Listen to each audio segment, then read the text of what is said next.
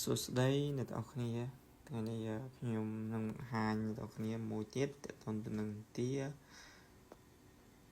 ក៏ប៉ុន្តែមិនបានបង្ហាញពីរបៀបដំឡើងឬមួយក៏ឲ្យផ្សេងទេគឺគ្រាន់តែថាចង់និយាយពីការងារដែលបានធ្វើរួចរាល់ហើយ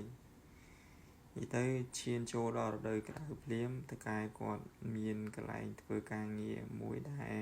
នៅឆ្ងាយពីកន្លែងរស់នៅគឺវាឆ្ងាយមែនតើយើងជិះឡានប្រហែលជា2ម៉ោងបានដល់